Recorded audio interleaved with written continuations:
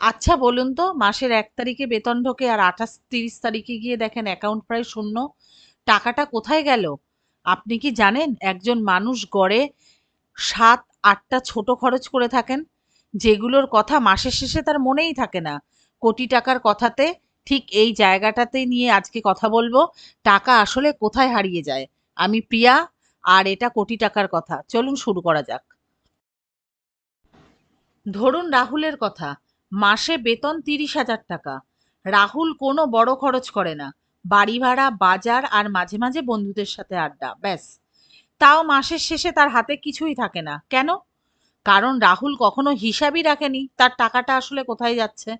প্রতিদিন চা সিগারেটে 50 টাকা, সপ্তাহে দুবার বাইরে খাওয়া, মোবাইল রিচার্জ, ওটিটি সাবস্ক্রিপশন, ছোট ছোট অনলাইন শপিং, এগুলো একসাথে হিসাব করলে মাসে 5 থেকে 6 হাজার টাকা হয়ে যায়।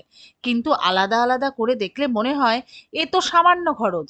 এটাই হলো পার্সোনাল ফিনান্সের প্রথম এবং সবচেয়ে গুরুত্বপূর্ণ পার্ট, যা মাপা যায় না, যা নিয়ন্ত্রণ করা যায় না। তাহলে করণীয় কি? প্রথম কাজ, 7 দিনের একটা মানি ডায়েরি বানান।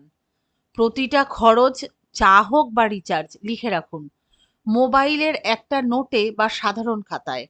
1 সপ্তাহ পর দেখবেন কোথায় সবচেয়ে বেশি খরচটা হয়ে যাচ্ছে, সেটা আপনি নিজেই বুঝতে পারবেন। দ্বিতীয় কাজ, খরচগুলোকে 3টে ভাগে ভাগ করুন। দরকারি বাড়ি ভাড়া, বাজার, ইচ্ছাকৃত বাইরে খাওয়া, শপিং, আর অজান্তে হয়ে যাওয়া সাবস্ক্রিপশন, ছোট ছোট স্ন্যাক্স। বেশিরভাগ মানুষের সমস্যা থাকে এই তৃতীয় ভাগটাতেই। প্রথম মাসের প্রথম দিনেই বেতনের 10% আলাদা করে সরিয়ে রাখুন, সেভিংস অ্যাকাউন্টে বা একটা আরডিতে। বাকি টাকা দিয়ে চলুন। এতে টাকা বাঁচানোটা, যদি বাঁচে তো বাঁচাবো, এটা করা যাবে না, বরং আগে বাঁচাবো তারপর খরচ করব, এটা সবসময় আমাদের মাথায় রাখতে হবে। রাহুল এই 3টে কাজ করে 2 মাসের মধ্যেই বুঝতে পারলো তার প্রতি মাসে অন্তত 4 হাজার টাকা এমনি এমনিই চলে যাচ্ছিল ছোটখাটো জায়গায়।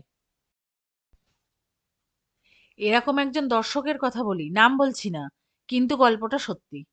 উনি একটা প্রাইভেট কোম্পানিতে চাকরি করেন, বেতন মোটামুটি ভালোই ছিল, কিন্তু 7 বছর চাকরি করার পরেও সেভিংস প্রায় শূন্য ছিল। যখন তিনি প্রথমবার তার খরচের হিসাব নিয়ে বসলেন, দেখলেন মাসে অনলাইন ফুড ডেলিভারিতেই যাচ্ছে 6 থেকে 7 হাজার টাকা। শুধু এই একটা জায়গায় ঠিক করে তিনি বছরে প্রায় 50,000 টাকা বাঁচাতে পেরেছিলেন।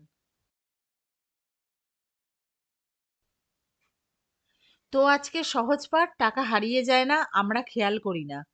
এখন আপনার পালা, কমেন্ট করে লিখুন তো, আপনার মাসের সবচেয়ে না বোঝা খরচটা কি?